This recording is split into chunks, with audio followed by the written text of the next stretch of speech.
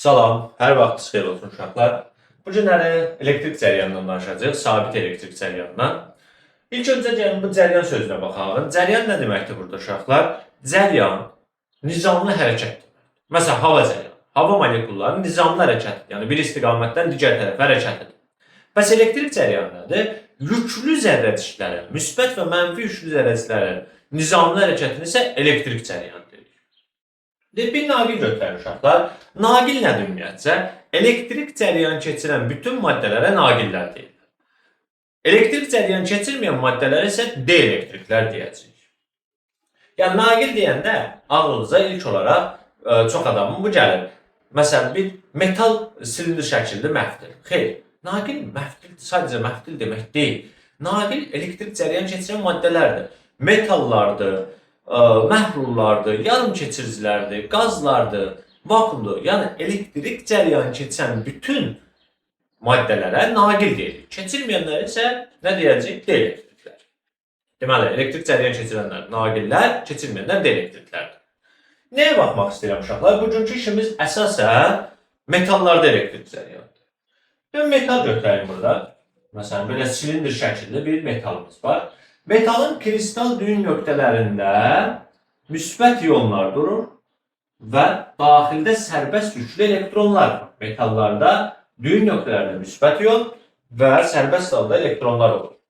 Kristal düyün nöqtələrində müsbət iyonlar var burada bu şəkildə. Şəkili. Belə düşünün. Bu müsbət iyonlar burada durubdur. Və burada sərbəst yüklü elektronlarımız olur. Yəni atomdan qopur, sərbəst hala düşür. Bax, bu elektronlar sərbəst haldadır metalın daxilində. Hərəsi bir istiqamətdə hərəkət edir. Məsələn, bu elektron yuxarı gedir, bu elektron bu istiqamətdə hərəkət edir. Tutaq ki, bu istiqamətdə, bu da bu istiqamətdə misal üçün bir hərəkət edir.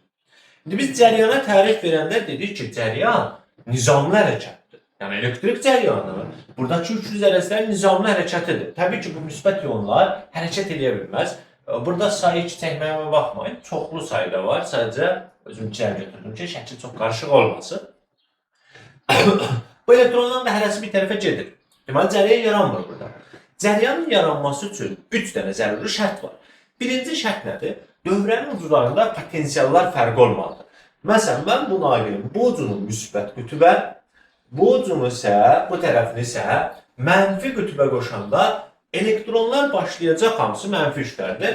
Müsbətə doğru hərəkət etməlidir. Çünki müsbət mənfiləri nə edir? Cəzb edir və elektronlar başlayır hamısı hara doğru getməyə? Müsbətə doğru hərəkət etməyə. Bax, bu elektronlar hamısı müsbətə doğru bu şəkildə nizamlı bir hərəkət edəcək. Bax, buna deyəcək elektrik cəryanı. Elektronların hamısı nizamlı hərəkət elədiyinə görə cəryan yaranacaq. Həmin cəryanda nə adlanacaq? Elektrik cəryanı. Cəryanın istiqaməti müsbətdən mənfiyə doğru götürülür. Bu şərti qəbul olunmuş bir şeydir. Yəni, cəryan istiqaməti testlərdə zətdə həll edəndə həmişə müsbətdən mənfiyə doğru olacaq. Yəni, başqa sözlə, cəryan istiqaməti elektrik sahəsinin intensivliyi, yəni eyni istiqamətdə olur. Biz bilirdik ki, elektrik sahəsinin intensivliyi müsbətdən çıxır, mənfiyə doğru gedir. Yəni, başlanğıc müsbət, sonra isə mənfi. Bax, buna biz deyəcəyik elektrik cəryanı.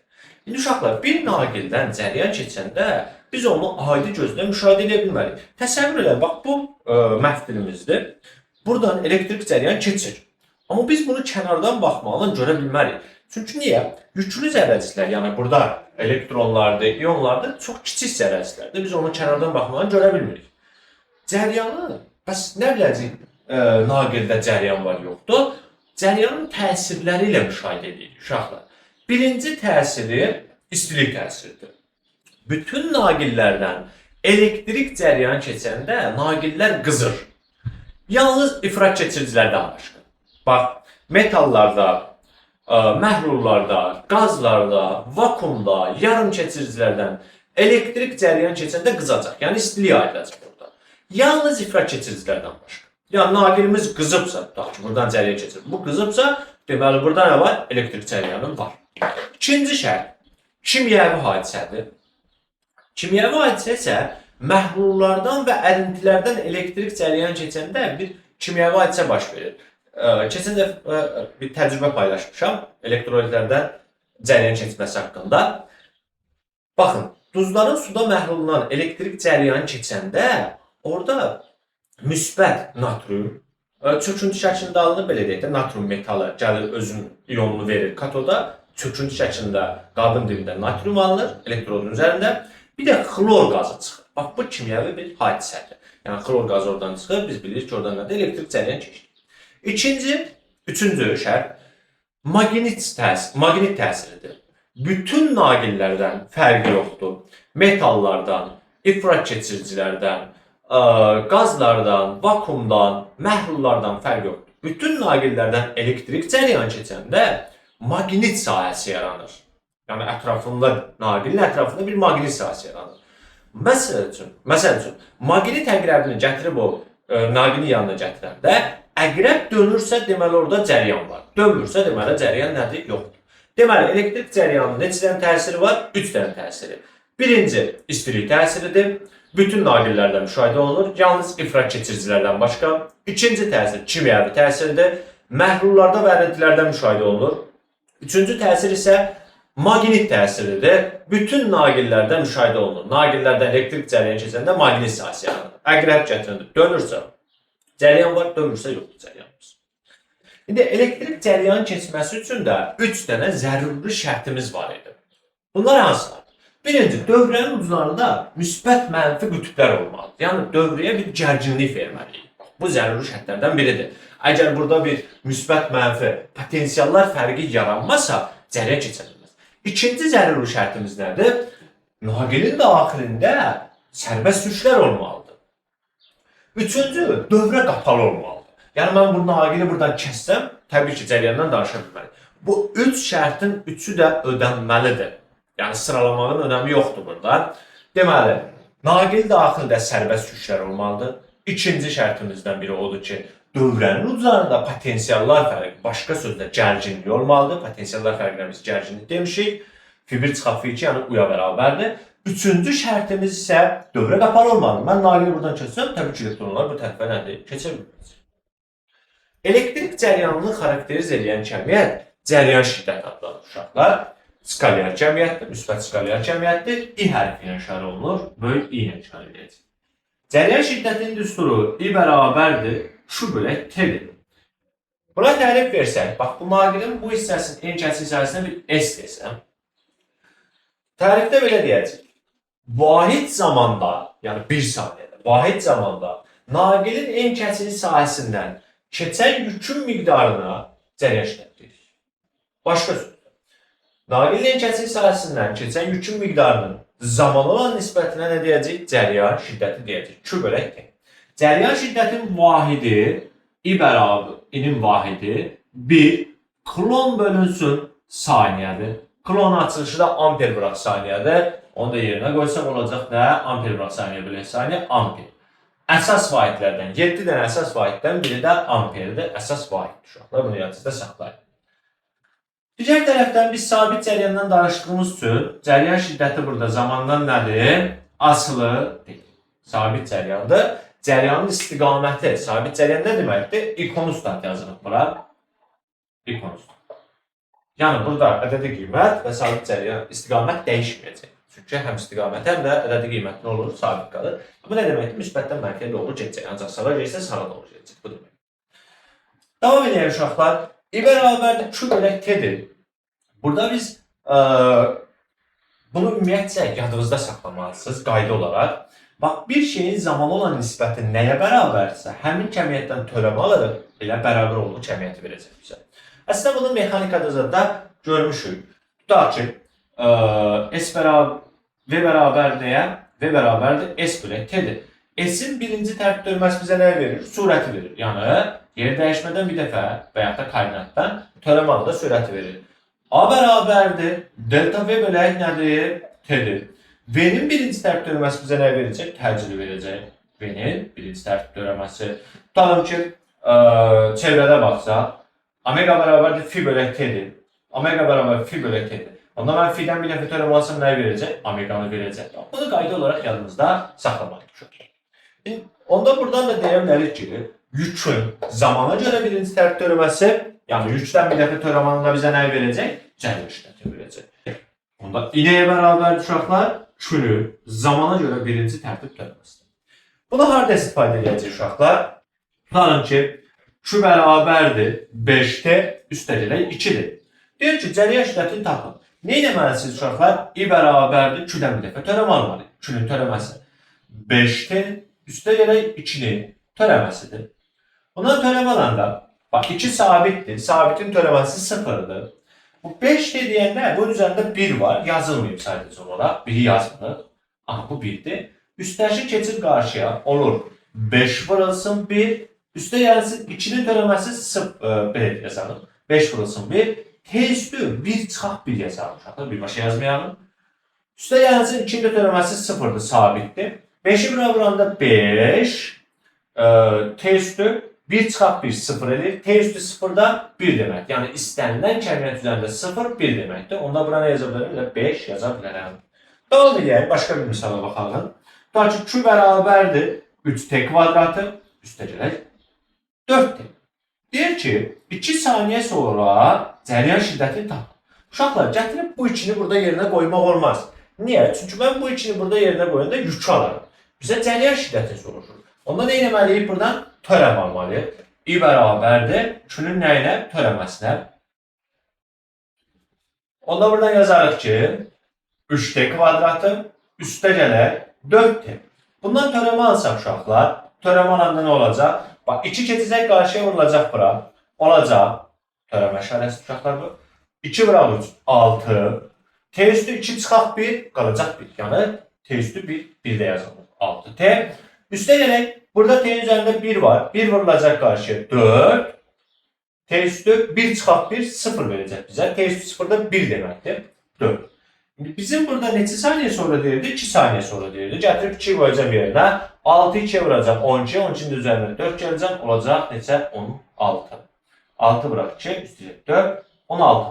Deməli, cəriyyə şiddətimiz nə qədər imiş? 2 saniyə sonra 16 amper oldu. Davam edək. Deməli, dedik ki, yükün birinci tərtib törəməsi bizə nəyi verəcək? Cəryan şiddətini verəcək. Buradan mən yükü tapsam, yük nəyə bərabərdir bəs? Yük bərabərdir, I vurulsun T'dir. Uşaqlar, burada nəyə fikir verməlisiniz? Bax, iki kəmiyyətin hasili nəyi verirsə, həmin I-nin T'dən məsələn, asılıq qrafikində. Grafikin altına qalan fiqurun sahəsində yükü verməlidir. Bunu da mexanikadan belə görmüşük. Bütün dərslərdə istifadə edirik demək var. Tutaq ki, S bərabər nəyə? VT-yə. Onda VT qrafikində qrafikin altında qalan fiqurun sahəsi yer dəyişməli və yol verməli. Və yaxud da uşaqlar, tutaq ki, A bərabərdir Fs deyirik. Görülən işin üstüdür. Fx deyəcək bilərik. Buraya S-dən koordinatını da verəndirmək olar. Baxın, F-in S-dən asılıq qrafikində, bax, tutaq ki, F-in S-dən asılıq qrafikdir. Və belə bir grafikdir. Deyir, görülən işi tapın. Bu fiqurun sahəsini tapmalı. Məsələn, V-nin T-dən asılıq qrafiki tutaq ki, belədir. Yer dəyişməni də hesablayın, bu fiqurun sahəsini tapmalısınız. Hətta pi bərabərdir, misal üçün, omega t-dir. Omega t qrafikində, grafikin altında qalan fiqurun sahəsi bizə nəyi verəcək? Fini verəcək. Bax, buradan uşaqlar, S bərabər nə? Fiqurun sahəsinə, S fiqur. Burada yenə görülən iş nəyə bərabərdir? Fiqurun sahəsinə. Fi nəyə bərabər dönmə bucağı burada uşaqlar? Fiqurun nəyinə? Sahəsinə bərabər olacaq. Deməli, onda buradan da deyə bilərik ki, İT qrafikində grafikin altında qalan fiqurun sahəsi bizə nəyi verəcək? Fiqurun sahəsini verəcək. Onda İ'nin T'dən asılıq qrafikində, aşağıdan yazım biraz. İT qrafikində grafikin altında qalan fiqurun sahəsi bizə nəyi verəcək? 3'ü verəcək uşaqlar. Şu nəyə bərabərdir? S fiqura. Bunu belə deyim də, əzbərləməyə çalışmayın uşaqlar, başa düşün və bir qayda olaraq yadınızda saxlayın. Düşün, elə hər düsturda, hər dərsdə əzbərləməyin ki, İT qrafikində Q-nü verirəm, VT. Bu qayda olaraq yadınızda saxlayın. İbraq T Q-nü vermir, onda İT qrafikindəki fiqurun sayısı mütləq Q-nü nədir? Verməli. Misal üçün, elə bir misal çəkim, tutaq ki, gələcək bölmələrdə keçəcəyik. Belə bir düstur keçəcəyik. Elektromagnetik induksiya hadisəsinə aiddir. Modulla danışacağım mən. EHG bərabərdir. Əslində düstur budur. Delta fi bölək, delta t'dir, mənfisi var orada qarşıda. Buradan delta fi'ni tapsam, delta fi bərabər nəyə? EHG vurulsun t'dir. Mən modulla danışıram, dediyim kimi, mənfi nəzərə alıram. EKG'nin T'den asılı grafik altında qalan fibrin sayısı nə verəcək? Fili verəcək. Yəni maqnisiyanı verəcək. Bu magnisiya uşaqlar burada. Məsələn, bunu çox uzatmayalım. Dərsin vaxtından getməsin. Tamam. Dedik ki, gücdən bir dəfə tonamalda cərəyan şiddətini verəcək. İT qrafikində, ilk qrafikdə deyirik bunu bəzən uşaqlar, yadda qalsın deyə. İT qrafikində qrafikin altında qalan figurun sahəsi də bizə nə verəcək uşaqlar? Yükü vermiş olacaq. Davam edən uşaqlar. Buradan Q'yu tapsaq, dedik ki, İT-yə bərabər. Bəs Q burada zamandan necə asıldı? Düz asıldı. Zaman keçsə, keçən yükün miqdarı nə olacaq? Artacaq. Məsələn, 1 saniyədə 100 kilon yük keçirsə, 2 saniyədə 200 kilon, 3 saniyədə 300 kilon yük keçəcək. Onda Q T ilə necə asıldı uşaqlar? Q-nün T-dən asılınca isə bu şəkildə düz asılacaq. Sonra, burada bir dənə də düsturumuz var. Yadda qalacaq bir düsturdur. Çıxarılışın gəlin verim mən sizə. Naqilin uzunluğuna bir el deyirəm. Uşaqlar, İ-yə bərabərdir, İ bərabərdir, Q bölək T də dedik. Yükün yerinə, burada yükün zərrəsi deyəndə elektronlardır. Yəni, bir dənə elektron yükü elementar yükə bərabərdir. 2 dənə orada, bax, bir elektron yükü elementar yükdür. 1,6 burası 13-9 kulondur. 2 dənə olsa 2-yə vuraram, 3 dənə olsa 3-ə vuracam burada. Q buna bərabərdir. Onda mən bu Q-ün yerinə niyə yaza bilərəm? N, Y yaza bilərəm, bölünsün T. N nədir burada? Elektronların sayıdır. Yəni, yüklü zərrəsilər sayıdır, belə düşünün. Bəs, N-in yerinə nə yazmaq olur uşaqlar? Konsentrasiyanın əlaqəli düsturumuz var idi. N bərabər idi, N bölək V idi. Buradan N-i tapsam, N vurulsun, V yazaram. Gətirib yerinə qoysam, olacaq N vurulsun, V vurulsun, elementar yük, bölünsün T. V burada bu həcmdir uşaqlar, bu silindir şəkilli naqilin həcmidir. Silindirin həcmini tapanda isə yazırdıq, V bərabərdir SH. S bunun oturacağın sahəsi. L isə nədir? Hündürlüyü kimi düşünə bilərsiniz. Bunu bir də gözünüzdə fırlayın uşaqlar. Hündürlüyü olacaq. H yerinə L yazacaq. Olacaq nə? S vurulsun L. Yerinə qoysam uşaqlar burada olacaq belə bir düstur. N vurulsun, S vurulsun, L vurulsun, elementar yük, bölünsün T. Bəs buradakı L nədir? Naqilin uzunluğudur. Elektronların getdiyi yolda naqilin uzunluğu deyirlər. Bax, elektron buradan başladı, gəldi bura. Getdiyi yol nədir? Naqilin uzunluğuna bərabərdir. Onda gedilən yolu zamana olan nisbəti bizə nəyi verəcək? V-ni verəcək. Belə bir düstur alacaq uşaqlar. Bruklan yerində əşən ayısı dəyişmir. 7 düsturunu alacaq. Bax, bu da bizim cəryanın yeni bir düsturdur uşaqlar. Gəlin bunu çıxarışını silək. Birbaşa düsturumuzu yazarıq. Yadda qalacaq bir düsturdur uşaqlar. İ bərabərdir 7 düsturudur. 7.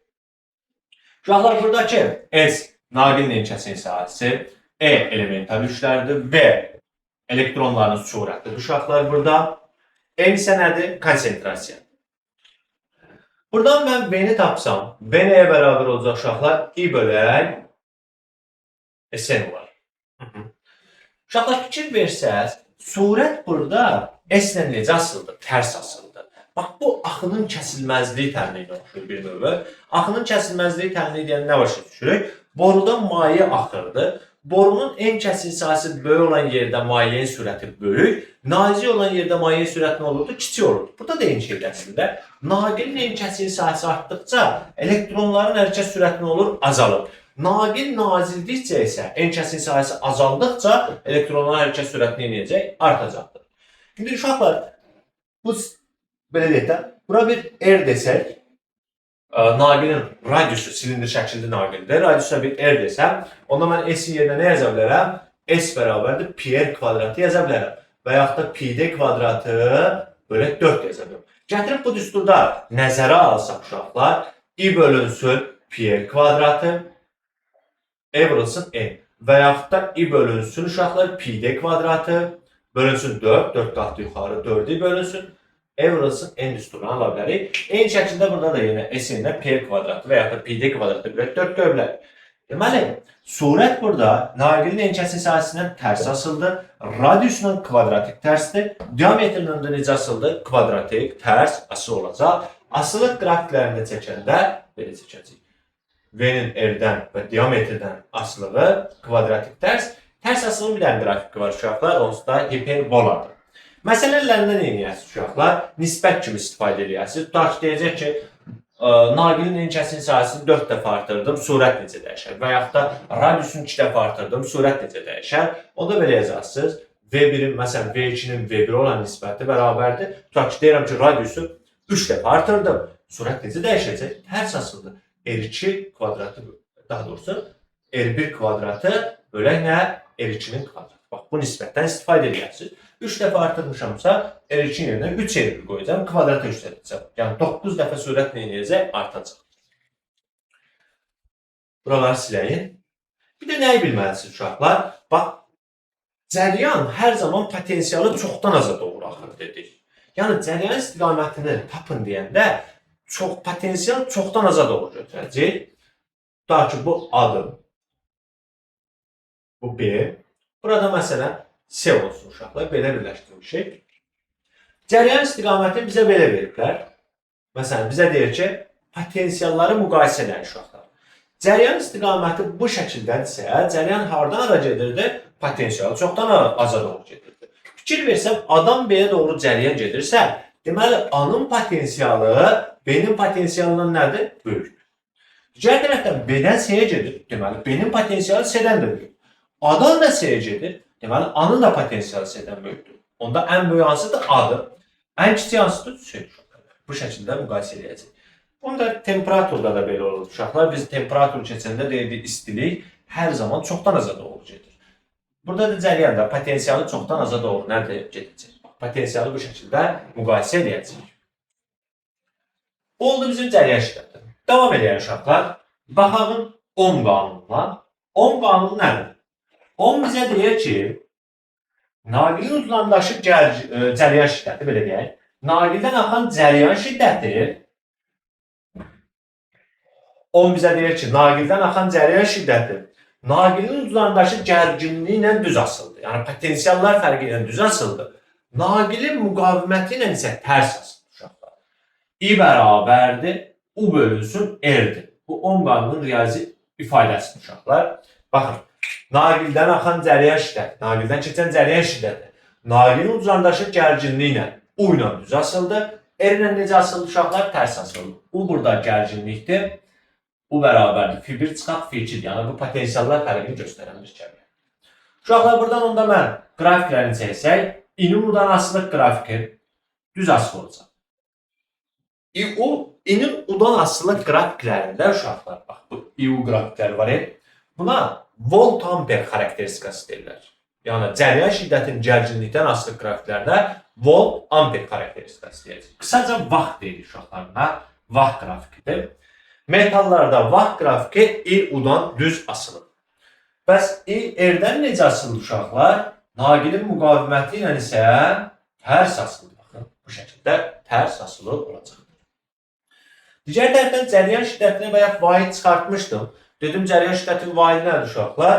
Amper idi. Amperin nəyə bərabərdir? Kulomb belə saniyə kimi yazırdıq uşaqlar. Yəni, əsas vahiddir amper əslində. Yəni, bax, buradan yazan uşaqlar. 1 kulomb bölək saniyə bizə amper verir. Uşaqlar, gərginlik vahidi voltdur, müqavimətin vahidi ohmdur. Danışacağım birazdan bunun haqqında. Bu da volt bölək, onda ohm da bizə nəyə verəcək? Amperi verəcək. Bunu yadınızda saxlayın. Bəzən görürəm ki, uşaqlar vahidlərdə çətinlik çəkir. Bunları bilmək lazımdır. Düsturdan gəlir əslində, elə bir şey yoxdur. Gərginlik vahidi voltdur, müqavimət vahidi də ohmdur. Onda volt bölək ohm bizə nə verməlidir? Amperi verməlidir cəryan şiddətinə bərabər. Uşaqlar, burada U nəyə bərabərdir? I-yə bərabərdir. U I-dən düz asıldı, deyirlər. R nədir bəs burada? Müqavimət. Müqavimət uşaqlar nə deməkdir? Müqavimət, belə deyək də, naqilin müqaviməti artdıqca cəryan şiddəti azalır. Bunun səbəbi nədir? Bax, elektronlar buradan gəlirlər, gedirlər müsbət qütbə. Bu elektronlar, müsbətə çatan elektronlar cəryan yaradır. Təsəvvür eləyin ki, buradan da bir elektron gəlir uşaqlar. Bax, buradan da bir elektron gəlir. Bu elektron gəlir müsbət yolla toxuşur, keçə bilmir. Buna biz əslində müqavimət deyirik uşaqlar. Naqilin müqavimət deyəndə budur. Yəni, o müsbət qütbə çatan və yaxud da mənfi qütbə çatan yüklü zərərçilər sayı azalır. Burada nə qədər çox elektron müsbətə çatarsa, deməli bu müqaviməti azdır. Az çatarsa cəryan şiddəti azalacaq, çünki M-yə bölək dedi, müqavimət nə olacaq? Artacaqdır. Müqavimətin də haqqında çox genişləndirmək istəmirəm. Müqaviməti el hərfi ilə işarə elədik. Buradan uşaqlar müqaviməti tapsaq, R bərabərdir U bölə I olacaqdır. Müqavimətin vahidi 1 ohm uşaqlar. 1 ohm. Onda ohmun açılışı nəyə bərabərdir? 1 volt bölə amper olacaqdır. Bəs müqavimət nədən asılıdır uşaqlar? Naqilin müqaviməti materialın növündən asılıdır. Materialın növü deyəndə nə başa düşürük? Məsələn, metallardan danışaq. Bu məhdud alüminium ola bilər, mis ola bilər, dəmir ola bilər, polad ola bilər və s. Növ deyəndə bu başa düşürük. İkinci, temperaturdan asılıdır. Metalların müqaviməti temperaturdan düz asılıdır uşaqlar. Üçüncü, belə deyək, həndəsi ölçülərdən asılıdır. Yəni, naqilin müqaviməti, naqilin növündən, metalın növündən, digər tərəfdən temperaturdan, bir də nədən asılıdır? Həndəsi ölçülərdən. Metallarda da müqavimət temperaturdan düz asılıdır. Düz asılıdır uşaqlar.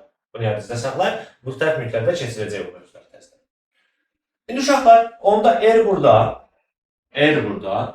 U-dan və I-dən nədir? Asılı deyil. Yəni biz burada gərginliyi artırmaqla və yaxud da cəryan şiddətini artırıb azaltmaqla müqaviməti dəyişə bilmədik. Deməli, müqavimət nədən asılıdır dedik? Müqavimət dedik metalın növündən asılıdır, temperaturdan asılıdır, bir də həndəsi ölçülərdən. Həndəsi ölçülər deyəndə nə başa düşürük uşaqlar?